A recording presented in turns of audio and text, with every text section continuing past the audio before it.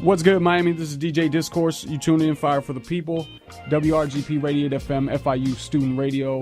It's 88.1 at Homestead, Kendall 95.3 in Miami. Get us online at bit.ly.com/radiatefm with a capital R. Got to make sure it's a capital R.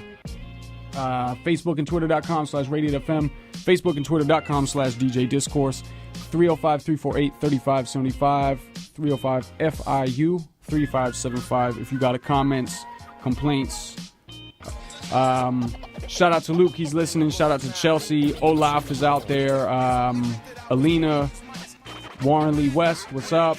Shane Virtue, everybody's listening out there. We really appreciate it. It's all students. Everybody works here is volunteering their time and everything, so we appreciate all that support. So without further ado, in the building with me right now, sitting beside me, are the Rebelutionaries themselves, Numonics and Reks. What's good, fellas? What up, what up? How y'all doing? What's happening, man? A lot's happening. The album released today at midnight, depending on what website you bought it at. I checked out Amazon last night at midnight and they didn't have it. So I was like, they're slipping. Yeah, definitely was out there on iTunes. UK got it early, you know. So Rebelutionary is the title. It came out today. There's a lot of good buzz right now online and everything. Everybody's loving it. I loved it. So let's just talk about that. How did this come about? Start with the basics. How did it come about? How did this relationship start? Well, I met Reks a couple years ago through a mutual friend, Joka from the Benchwarmers. And, I approached him about getting on a song for my solo album, Being Cool Doesn't Pay the Bills, that came out in 2010. And we did a record called From the Hood to the High Rise. And basically kept in contact with each other from there. And pretty much about this time last year, Reks had talked to me that he wanted to do more of these producer-artist albums. He had the album with Static Selector that just came out, Straight No Chaser. And he was trying to do some other things with some people down here, like myself, Hazardous Sounds, this cat named Anthem as well. And, we talked it out and we agreed to start doing the album. And, we were able to work on it in the same studio together. And I think that's what made it a cohesive project and one where we were able to really home in on a central theme. And, just from our conversations and being like-minded from a political and social standpoint is where the whole revolutionary theme came from. And, that's pretty much how we did the album. It was overall pretty quick recording process, about 3-4 months to do the whole entire project, but it was very organic and you can hear it when you listen to the album. I concur. Okay, well said. And you guys, both of y'all are familiar, as you said, with the Static Selector, Straight No Chaser. And you worked with Jay Nix, Knowledge Medina? Yeah, Knowledge right? Medina. So you guys are both familiar with that. What is it about that kind of long-term, that bigger picture project that you like, working with the producer, working with the same rapper? Again, I think to kind of piggyback off of what Numonics said, I think when you can get in and kind of share a like mind with another artist, him being the producer, me being the rapper on the record, I feel there's a natural cohesiveness, there's a natural vibe that comes together, and him adding his elements, me adding my elements to one project that we feel passionate about. So doing the same thing with someone like Static, who I've worked with extensively over the years, that was a no-brainer. Coming in and doing it with Numonics, once we saw that we had a like mind, it was a no-brainer as well. Okay, that's what's up. Was there ever any creative conflict where you guys nah, we got to do it this way, and the other was like, no, we got to change it and do it this way? Was there any of that, or did you guys were you open to suggestions and really just float and build easily on it? I don't think we really ran into that issue at all. A lot of the themes on the record we were in agreement about, and as far as the format of the songwriting and things of that nature, me as a producer, I like to let the MC do what he's supposed to, and kind of cater around what the idea is there. So I don't think we really had any conflicts at all.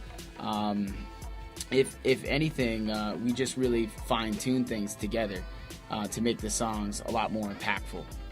Yeah, definitely. I agree. I feel like anything that I wrote, I wanted to make sure that it was like-minded in what Numonics was trying to bring forth and how he viewed things. So we would sit on his patio right outside the studio for hours and just sit there and converse on where his brain was, what he was tapped into and what I was tapped into. So when I go and pen a verse, I know we're kind of in like mind.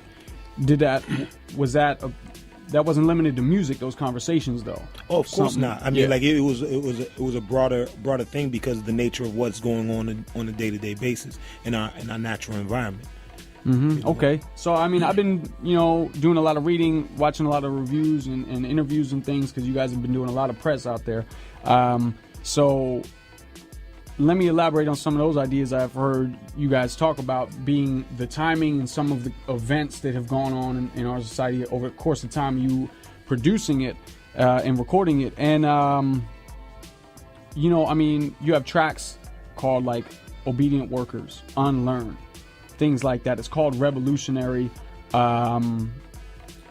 So, yeah, can you elaborate on those conversations you had and these kind of themes that went into it, and from both sides? Because as a producer, you don't get Numonics doesn't get a voice, literally, you know what I mean? So I'm always happy, too, to have both of you in here so we can really see. So just, break down those themes a little bit or elaborate on it. Basically, like, with a lot of the records, we wanted to, like, add to, like, the social awareness of what's going on in the society we live in. When I look at what's going on in the ghettos throughout the USA, even when I tour Europe, when I see areas like Copenhagen and Warsaw, I see like war torn countries, war torn nations, just struggling to like get ahead and adapt to their environment.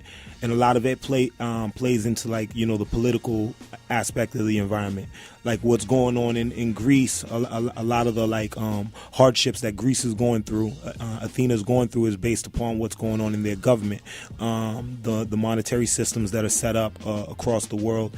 So like we would tap into ideas that we felt really represented that, like why the governments that are set up for us tend to fail us, and not only fail us like with the monetary situation, but like I come from an area called Lawrence, Massachusetts. It's a very small city, 6 miles radius, and it's like overpopulated. You overpopulate individuals into the ghetto, and you create situations like what we speak about in Bang Bang, where individuals like it rises, the temperature rises, the tensions rise. Individuals are dealing with hardships, poverty, gang violence, and all these things occur based upon like the type of environment you're living in. Yeah, and Bang Bang is the one featuring Jay Nix, who's a Miami native. He's doing his thing really big around here, and there's a video just came out for that too, right? Yeah, it just came out today. It's directed by Lightworks. It's on Double XL, Hip Hop TX, Tito Boys, basically, any typical hip hop site. Suspects, yeah, exactly. Okay. The usual suspects. So we've got a lot of support on the video. It's definitely cinematic to say the least. So I think people are going to really enjoy it. And more importantly, I think it just shows just a reality situation for a lot of people living in urban environments or more crime-ridden areas where they're kind of forced into this sort of life based on the environment that's around them. And I think that really what speaks to the album is just it's about institutions failing us. In this case, you look at something like gun violence, gang violence, drug-related violence, if you will. All that comes back from issues with our law enforcement, as well as just institutionalized racism, where these kids aren't getting the right education, they're not getting the right employment opportunities, so they're kind of forced into this lifestyle that is negative. And this is something that's been done by design over the course of 40, 50 years. It's something that's still prevalent today. We may not have the same sort of racism from a person-to-person's perspective, just everyday people, but we definitely get it from the institutions that are supposed to take care of us. Right. And that's really what I think is the most important thing, because the military-industrial complex has failed us, the prison-industrial complex has failed us, the education system has failed us, at least from a public standpoint, if we're talking about elementary, middle, high schools, and things of that nature. Okay. You look at a record like Unlearn, some of the things that he touches on, like mentioning like Langston Hughes or some of the other like people that are drawn up in the record itself. These are people that aren't celebrated in American history classes. Fred Hampton, who's on the cover. This is an individual who was shot somewhere around 27, 29 times in the middle of the night by the FBI and the Chicago PD without a warrant. He was in bed with his wife, who was 9 months old, pregnant, and it was a completely illegal search and seizure, and they ended up killing the guy. And this guy is a political martyr who has been wiped from the history books. He's the individual that created the Rainbow Coalition for the Black Panther Party, which was aimed to integrate basically people that weren't black with the proletariat movement, because that's what Fred Hampton was about. Most importantly, and it's I'm glad to be here on this day when we're talking about the whole thing with minimum wage, because Fred Hampton was for the proletariat. He may have been a member of the Black Panther Party, but he was for working people. And the free breakfast program is responsible for Fred Hampton, as well as a lot of the educational programs in Chicago and Los Angeles that the Panthers started comes from that man. And it was about helping working people, because that's the issue in the United States, and it always has been, is that we need to help working people. Rich people in this country are fine. We have more billionaires in the United States than anywhere in the world. Our total wealth is 41 trillion, yet we're not even in the top 10 in median wealth. And that goes to show that workers aren't getting paid what they deserve. Damn. That deserves the Kendrick Lamar High Power sample of the day. I think that's fitting. Right? That was that was a lot, but dead on for sure. Let's get into a song or two real fast, and then we'll come back and we'll wrap up. We'll get into some other issues, whatever you guys want to talk about, and we also have Unlearn coming up as well later on in the show. So let's do. Y'all heard of George Jackson before? I guess we're going to. Okay, speaking of Fred Hampton and all that, let's get into it. Fire for the people. This is Blue Scholars, George Jackson. Word up.